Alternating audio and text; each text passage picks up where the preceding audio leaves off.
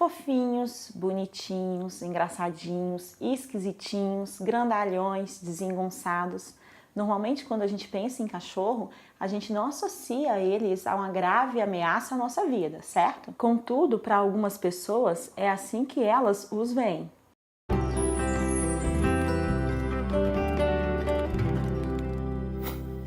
Olá, eu sou Pedrita Reis, psicóloga na Clínica Cazuli, e hoje eu vou falar sobre medo, ansiedade e fobia. O medo e a ansiedade, elas são emoções diferentes. Contudo, as duas estão ligadas à nossa defesa de vida. Elas são consideradas emoções fundamentais para nós seres humanos. Quando nos sentimos ameaçados, essas duas emoções elas são esperadas, uma vez que comportamentos de preservação à nossa integridade são necessários. O medo, ele é um estado neurofisiológico que é ativado todas as vezes que a gente se depara com uma situação que apresenta para nós uma sensação ou uma ideia de grave ameaça, seja ela a nossa integridade física ou mental. Então ele vai ser ativado em qualquer situação que para nós pareça ser ameaçadora ou perigosa. O medo ele está presente em todos os transtornos de ansiedade. Já a ansiedade, ela é um sistema complexo de resposta afetiva, cognitiva, comportamental, e ela é ativada de maneira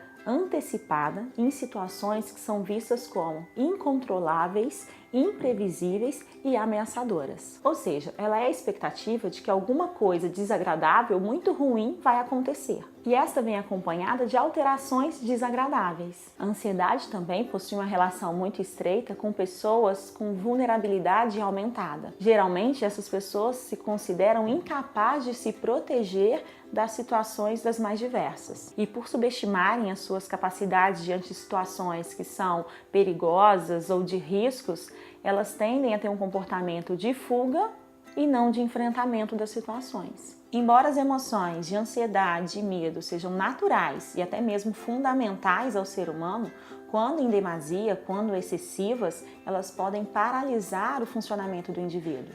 E isso vai dificultar o manejo desse indivíduo, esse funcionamento do indivíduo em diversas situações que são corriqueiras, que são do nosso dia a dia, o que vai comprometer as emissões de respostas adequadas em diversas situações. E é nesse momento, então, que a gente vai falar que essas emoções de medo e de ansiedade passam a ser patológicas, porque até então, quando ela não atrapalha o funcionamento, elas nos servem de protetoras. E quando elas param de permitir que a gente funcione no dia a dia, elas passam a ser consideradas, então, patologias que precisam de cuidados. E toda vez que esse medo está relacionado a um objeto específico, é que a gente chama de fobia.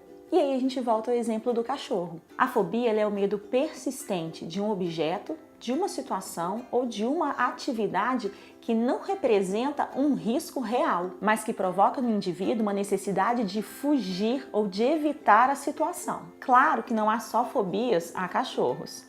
Existem vários outros estímulos que podem ser fóbicos. De natureza animal, a gente tem os cachorros, as aranhas, lagartixas, outros insetos. Também existem fobias a ambientes naturais, que seria medos de água, medos de altura. Existem fobias também em relação a sangues, procedimentos médicos, injeções, bem como também fobias situacionais, como por exemplo de elevador, aviões, ambientes fechados, dentre diversos outros objetos ou situações que poderiam gerar fobias. É importante destacar que fobia não é frescura e nem bobeira. Ela é um transtorno de ansiedade, onde há a presença de medo e ansiedade desproporcional dirigida a esse objeto fóbico, que faz com que ela evite o enfrentamento dessa situação ou então fuja das situações onde ela tenha que enfrentar este objeto. Mas o mais importante saber é que possui tratamento. A terapia cognitivo-comportamental, ela baseia-se em dois princípios. Os nossos pensamentos, eles têm influência controladora sobre as nossas emoções e sobre os nossos comportamentos, e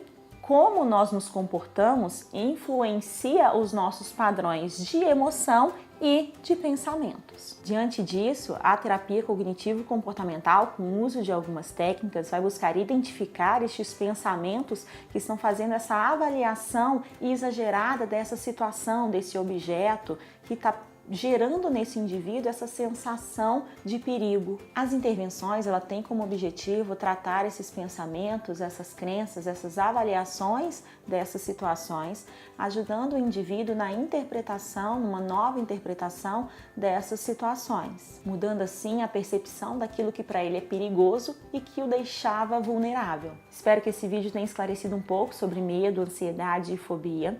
Se você precisa ou conhece alguém que precisa de ajuda, não deixe de buscar por profissionais qualificados. Se você tiver alguma dúvida ou sugestão, deixe nos comentários para que a gente possa esclarecer. Não deixe de se inscrever em nosso canal e ative o sininho para que você receba as atualizações.